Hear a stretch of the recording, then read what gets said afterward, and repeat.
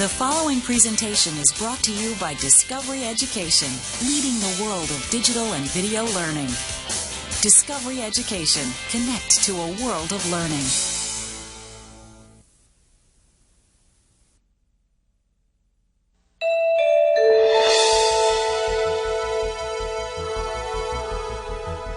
In the first volume of this series, we learned about South America's 12 nations and its one colony.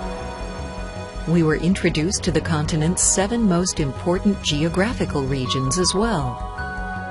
We focused on one of those regions, the Andes Mountains, in greater detail.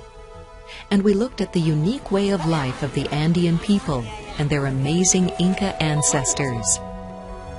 In this program, we are going to check out South America's incredible lowland regions and find out how people go about living their lives in this fascinating part of the world.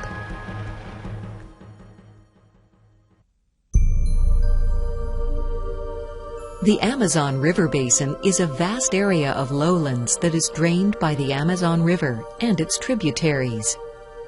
It is the largest river basin in the world and occupies over 40% of all the land in South America. The Amazon basin can be thought of as a gigantic bowl with the Guiana Highlands to the north, the Brazilian Highlands to the south, and the Andes Mountains to the west. The region is mostly flat. It has few roads and not many people live here. The Amazon basin has a warm tropical climate with only 2 seasons, a dry or low water season and a nearly 6-month rainy season, when between 5 to 6.5 feet of rain falls. The heavy rains always cause the river to overflow its banks and flood far onto the land. The headwaters of the Amazon River are high up in the Andes Mountains in Peru. The great river begins as a trickle fed by melting snow, but it quickly increases in size as it flows down the mountainside and is fed by water from countless tributary streams and rivers. The Amazon flows nearly 4,000 miles before it empties into the Atlantic Ocean. This makes it the second longest river in the world after the Nile. But the Amazon is the Earth's largest river by far when it comes to water volume. In fact, if you added up all the water that flows through all of the rivers on our planet, you'd find that the Amazon River alone carries 1/5 of it.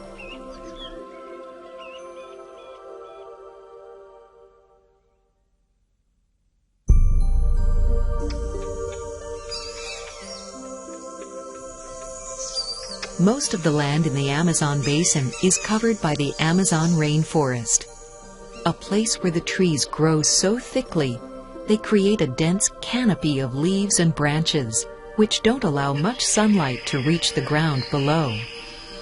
The Amazon rainforest is the world's largest rainforest.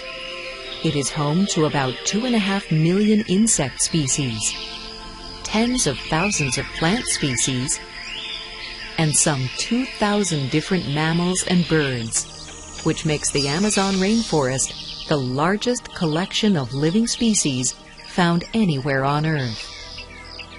On a visit there, you might see little squirrel monkeys swinging around in the branches of the trees, looking for wild mangoes to eat, while their relatives, howler monkeys, make loud, strange calls as they talk to one another across the treetops.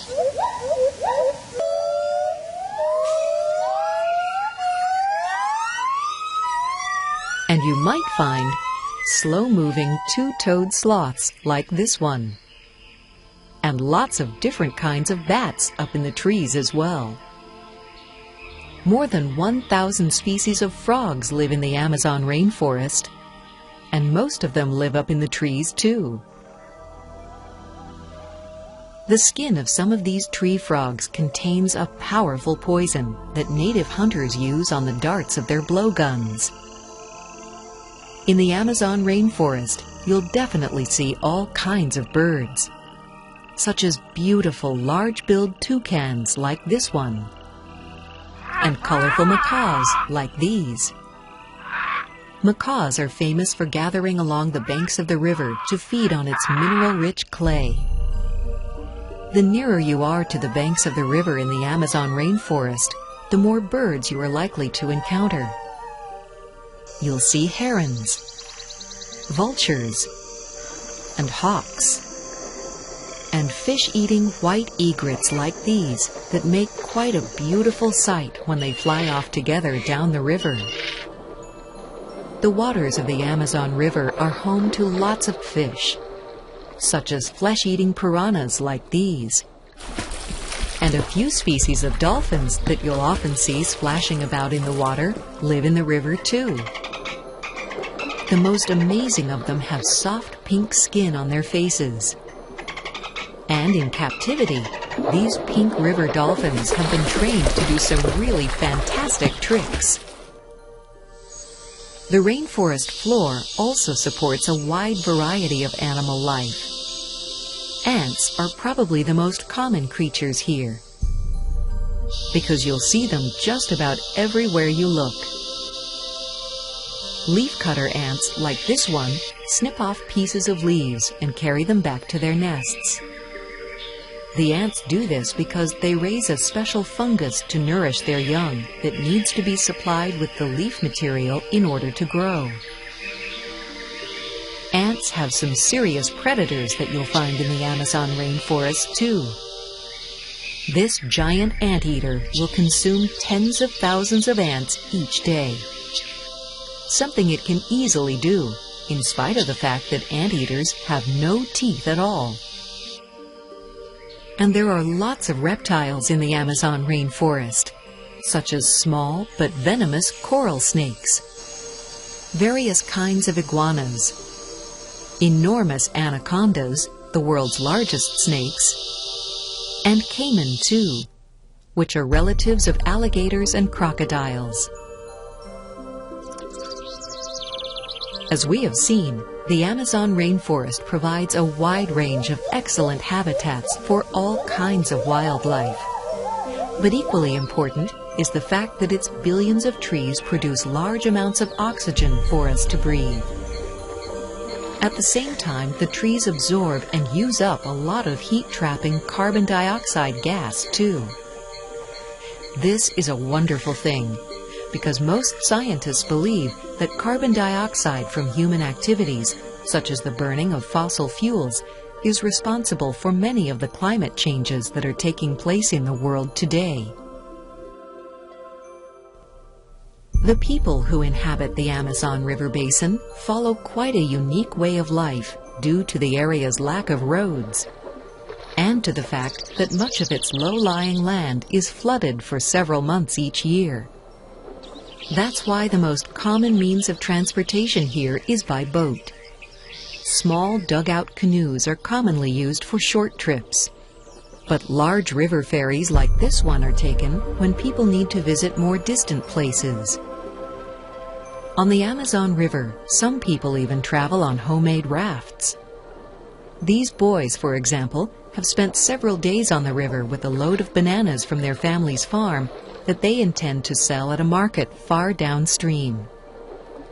Once the bananas have been sold, they'll sell the logs in the raft too, and then will take a ferry boat to get back home again.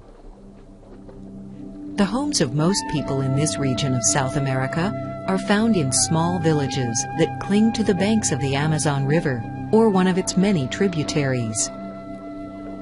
Most of these settlements consist of a few houses and perhaps a church, as well as a government-run school for the children. But things like stores, shops, and restaurants are pretty rare here. The houses are frequently built on stilts that are just high enough to keep the rooms inside dry during the floods of the rainy season.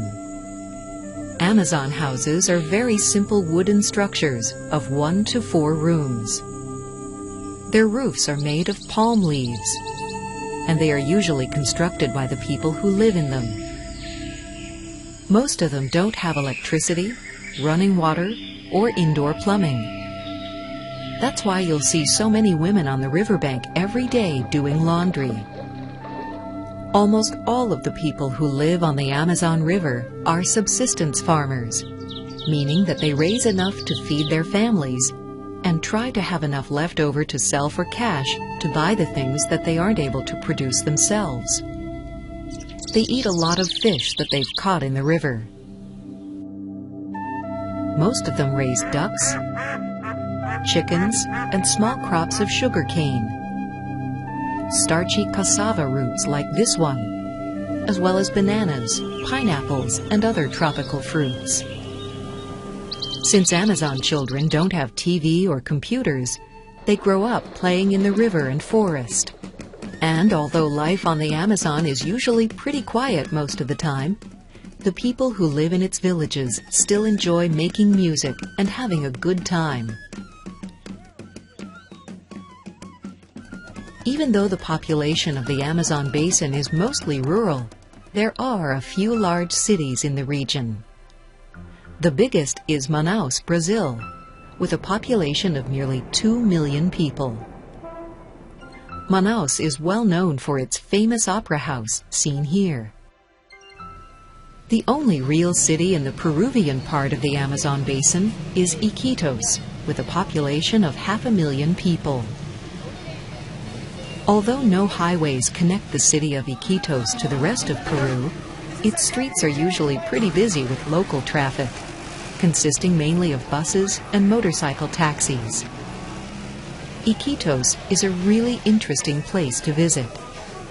For one thing, it is home to the biggest public market in the Peruvian Amazon. It's a place where people come to buy and sell all kinds of things, such as locally caught fish, fresh poultry, plus a wide variety of plant products harvested from the rainforest, as well as herbal medicines, and a large assortment of animal skulls and skins.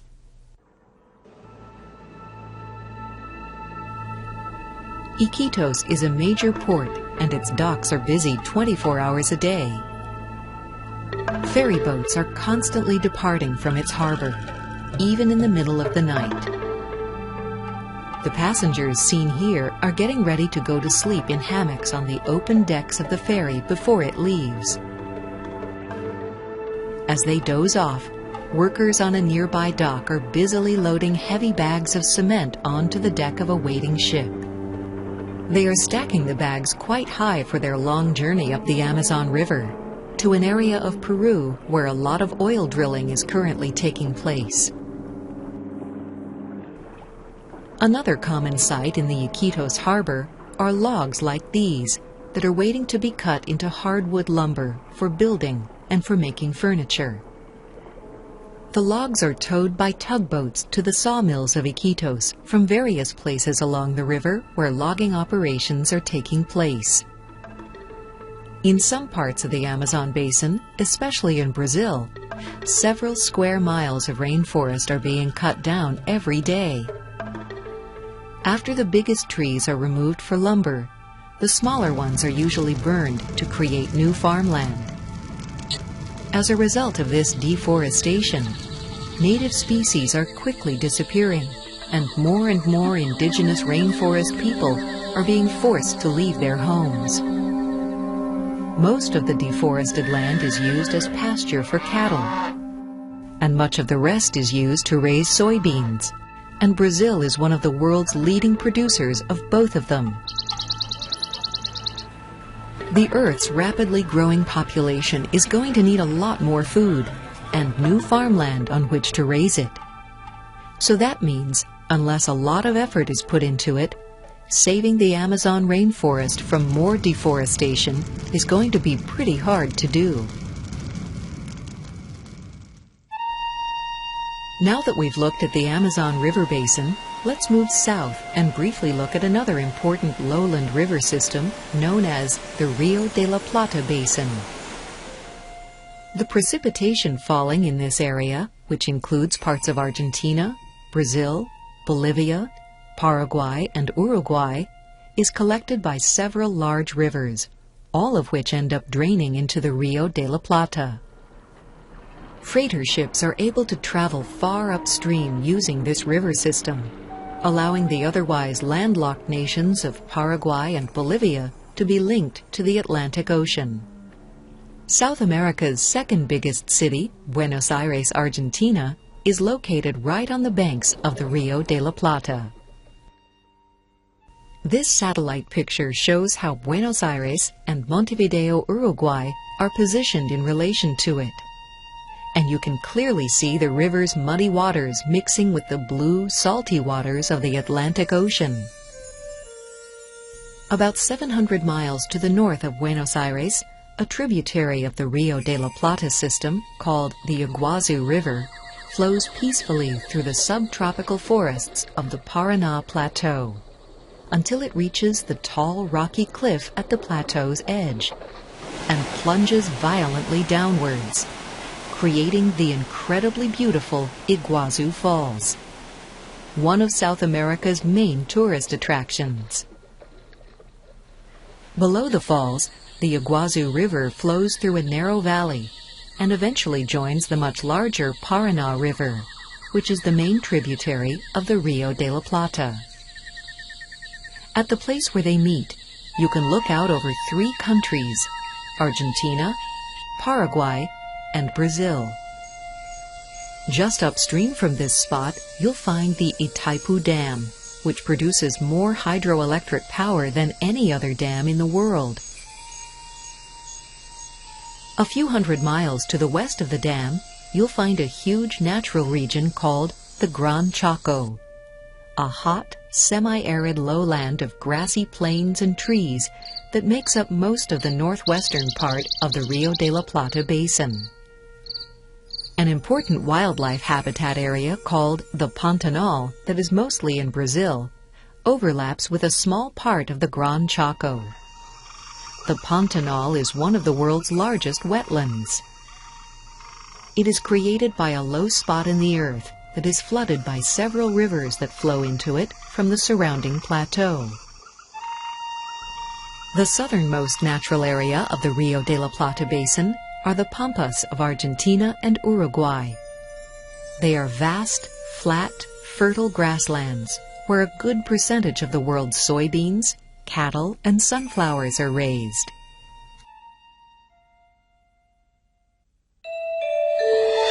The Orinoco River Basin is the final lowland region of South America that we will examine in this program. It is located just to the north of the Amazon River Basin in the nations of Venezuela and Colombia. The Orinoco River, which has the 3rd largest water flow of any river on Earth, passes through the basin for over 1,300 miles before it empties into the Atlantic Ocean. Christopher Columbus discovered the huge mouth of the Orinoco River on his 3rd voyage across the Atlantic in 1498. Due to its enormous water flow, the Orinoco River and its tributaries support an excellent system of river transportation between the Atlantic Ocean and cities far inland. The northeastern part of the Orinoco Basin in Venezuela is home to the Orinoco oil sands. This area is incredibly important to the future economy of Venezuela because 20% of all the Earth's oil reserves are trapped in its tarry sands. Much of the western part of the Orinoco River Basin is covered by the Llanos grasslands, which is an enormous area of tropical, grass-covered plains. Lots of cattle are raised in this area. That's why working cowboys are such a common sight here. During the rainy season from May to October, certain parts of these grasslands are flooded with water up to 3 feet deep. Water-loving capybaras, the world's largest rodents, are found here in abundance. Because the flooding attracts all kinds of wildlife.